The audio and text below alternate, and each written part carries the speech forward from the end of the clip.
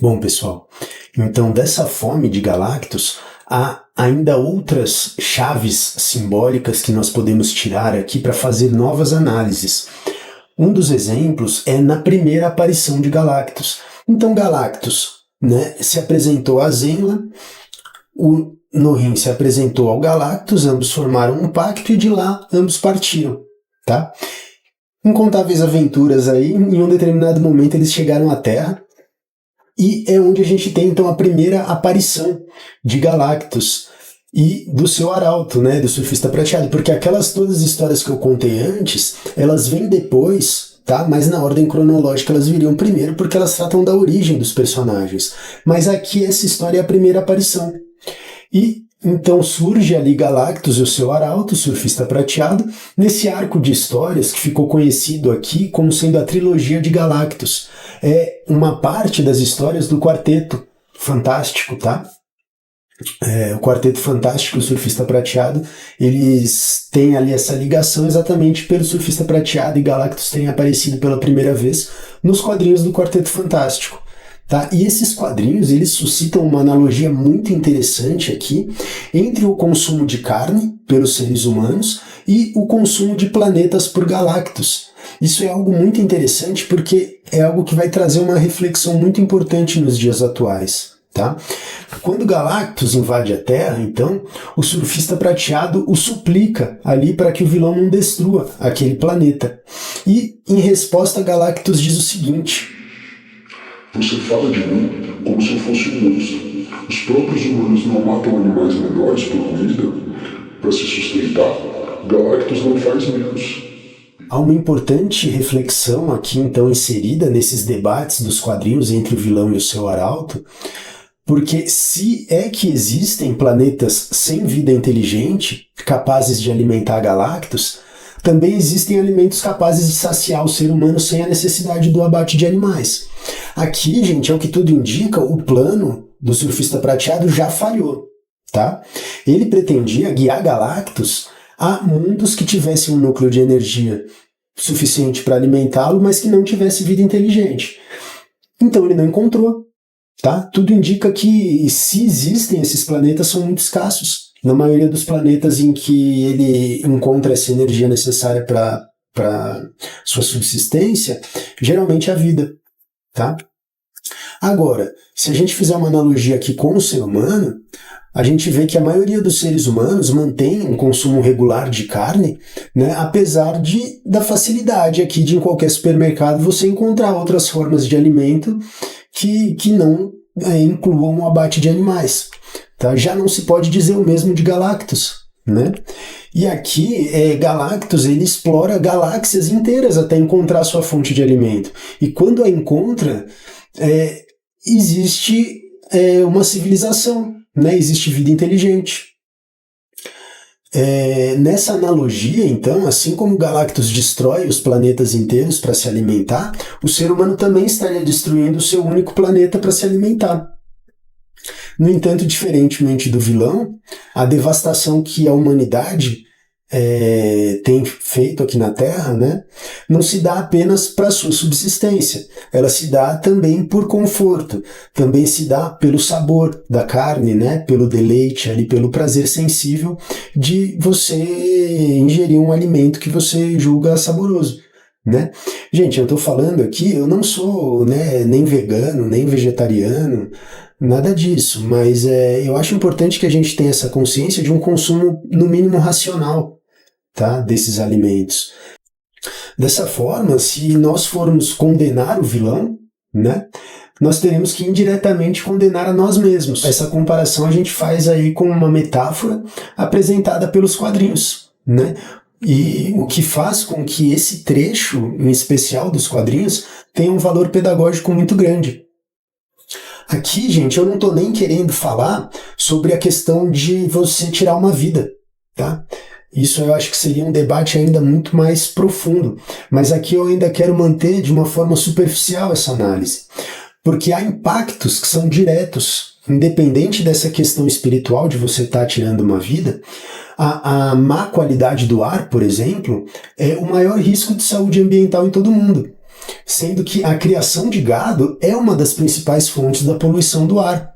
Algo que muitas vezes não é ensinado, mas que deveria fazer parte ali da conscientização do cidadão desde a sua infância e adolescência até a sua maturidade, né, até a sua vida adulta.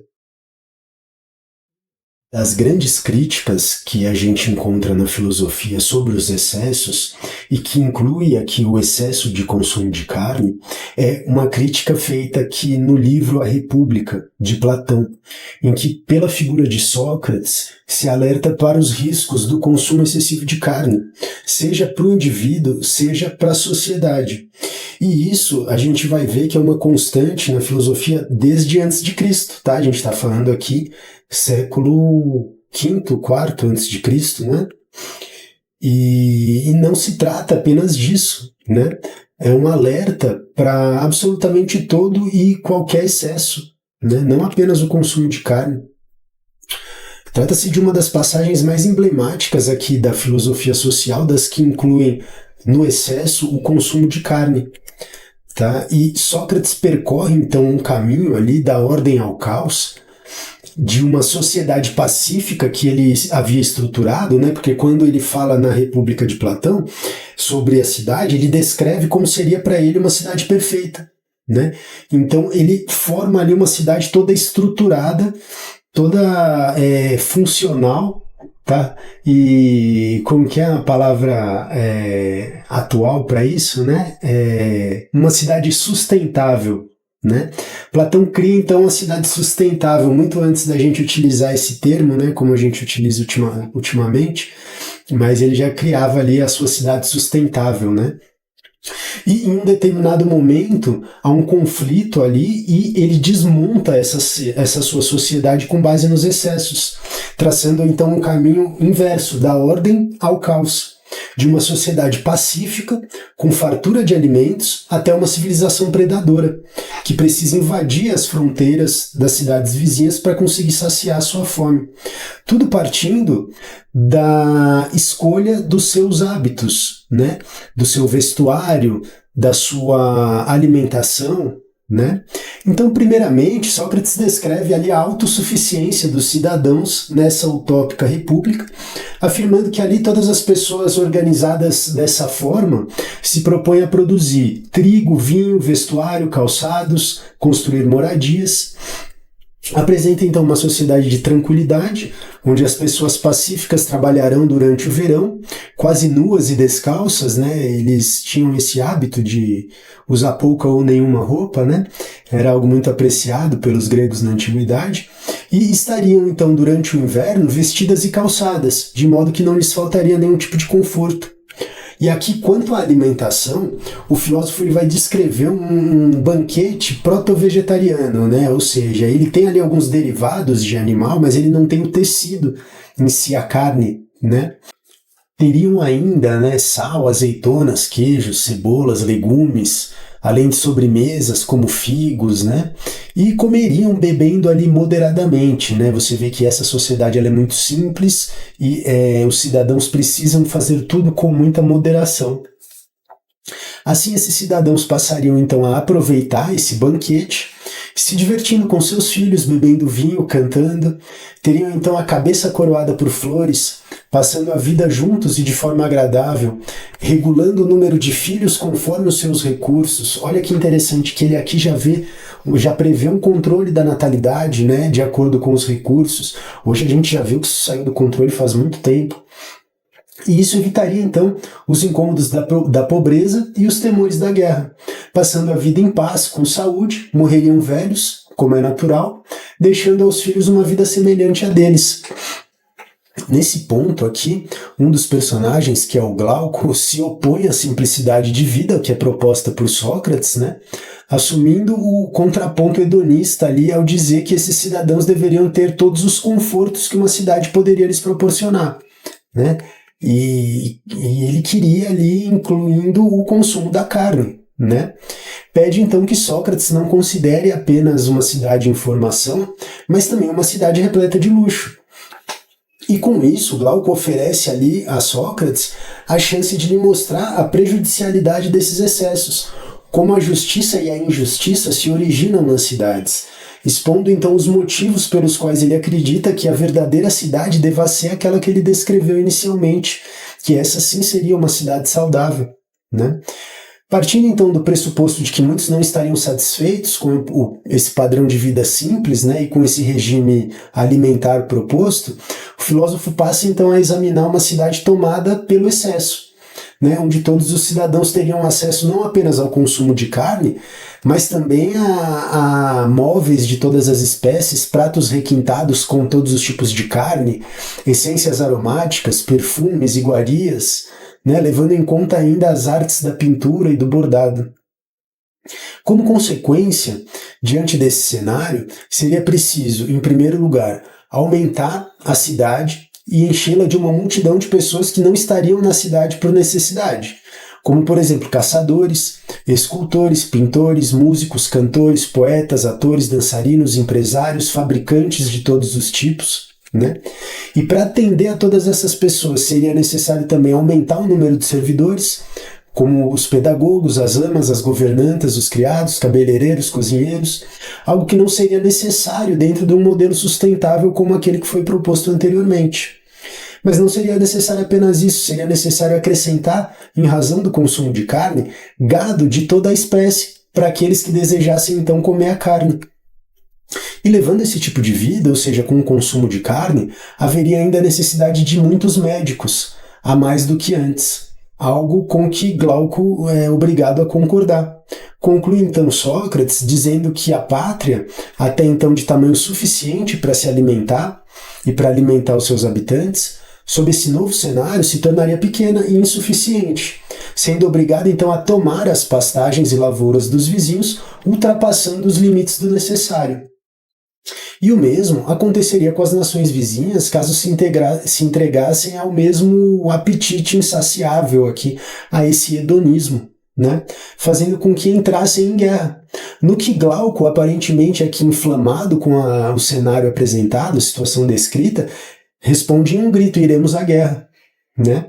Então, Sócrates encontra aqui a origem da guerra em uma paixão hedonista, né? Em uma paixão pelos prazeres sensíveis, que no mais alto grau é a geradora de um flagelo para o indivíduo e para a sociedade.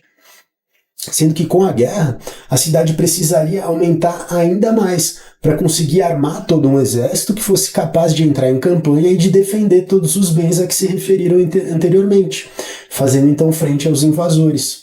Vocês percebem que, a partir de uma estabilidade proposta, os excessos e os luxos que vão sendo agregados a essa cidade a desestabilizam completamente.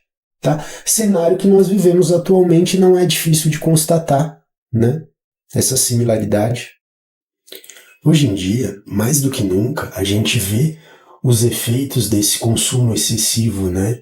Não só da carne, mas de todos os excessos da humanidade diante dos recursos naturais que nós temos, que são finitos, né? Se esgotam. Especialmente quando nós observamos as civilizações de luxo, de conforto, né?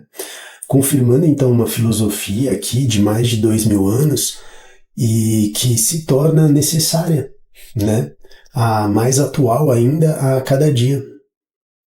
Estudos indicam, por exemplo, que nos Estados Unidos 80% das 15.900 mortes anuais, que são resultantes da poluição, podem ser atribuídas aos alimentos de origem animal, tanto diretamente, né, ou seja, do próprio animal, quanto indiretamente, do cultivo da ração animal, por exemplo. Tanto a alteração na dieta do ser humano, quanto a alteração na própria dieta do animal, né, o tipo de ração que ele come, contribuem diretamente para a redução na poluição do ar. Essa relação de Galactus com os planetas que lhe servem ali de alimento retrata, então, a relação da própria humanidade com o nosso planeta Terra. Isso não apenas com relação à alimentação, tá? Mas se trata de um alerta no sentido dos perigos de uma devastação desenfreada, tá? Um consumo excessivo dos recursos naturais, algo que é capaz de gerar inúmeros desequilíbrios.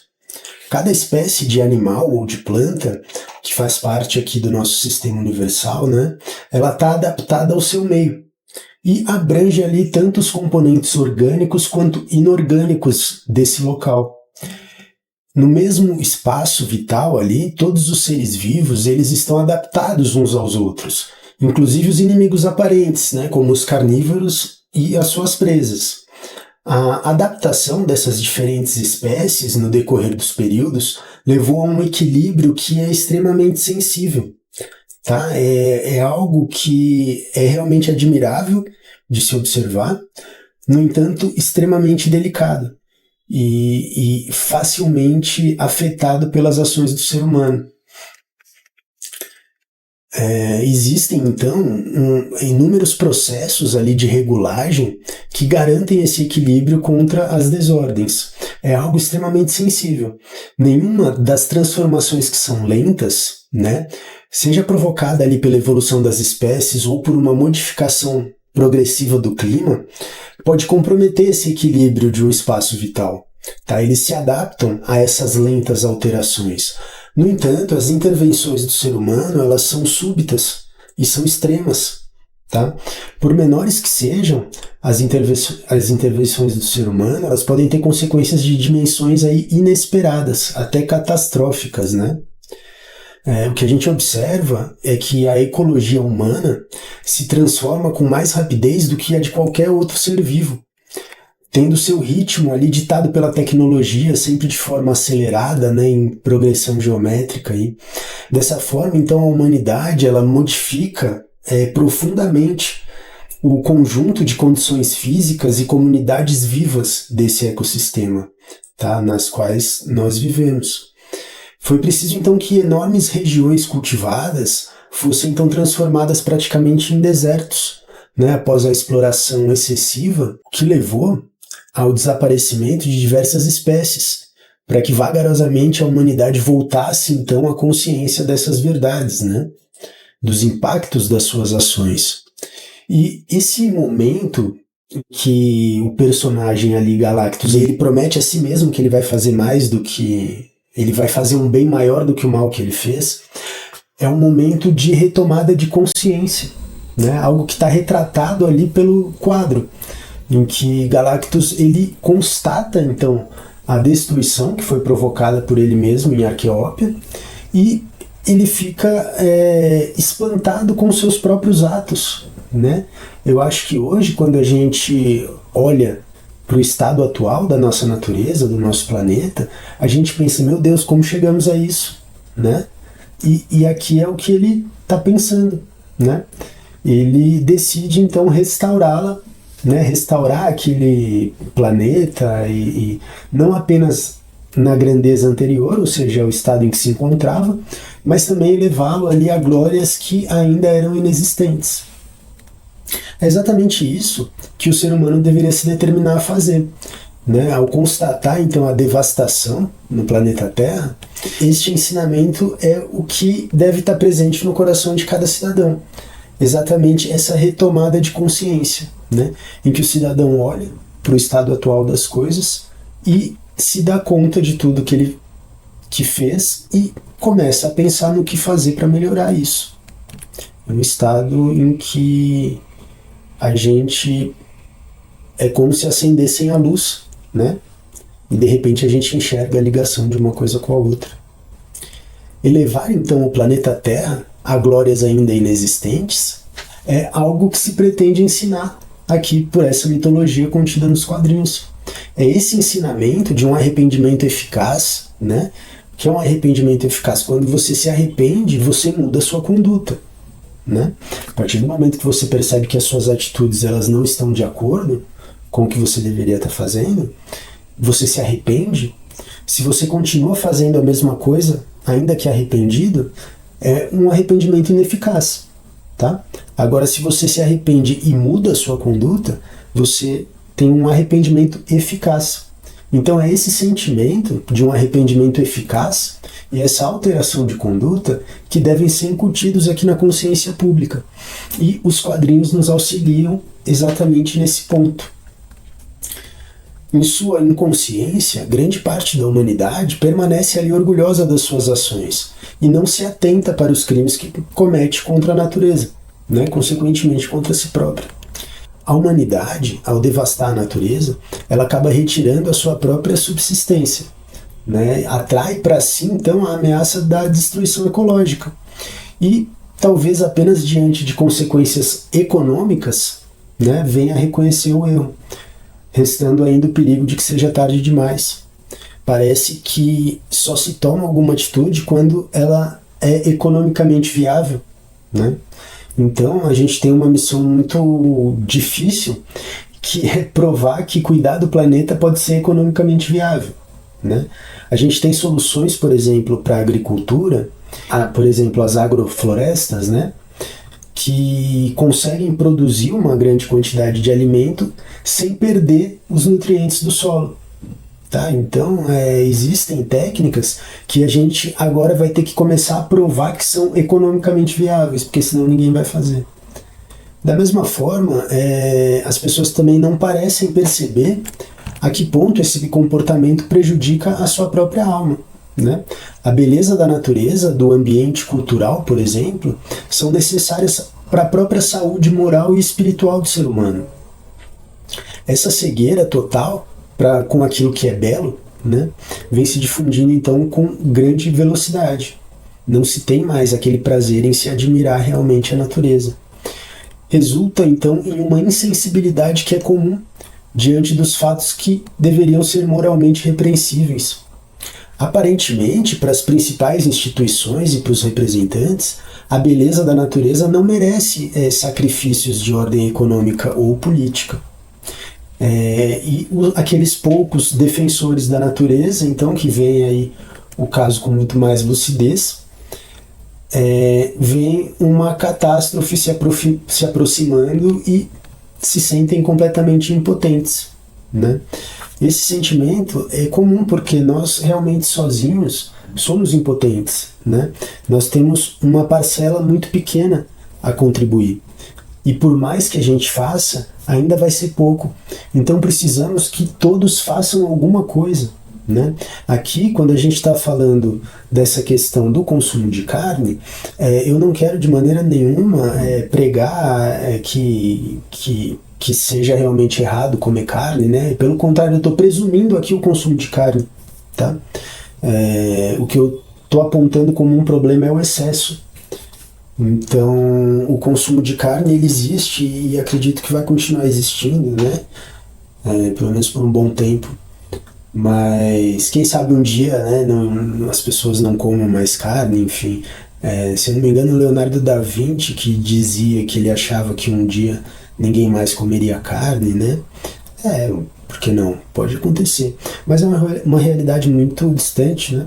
Então a gente tem que presumir o consumo de carne como um fato, né? Um fato cultural, um fato social. Da melhor maneira, prevenir os excessos, tá?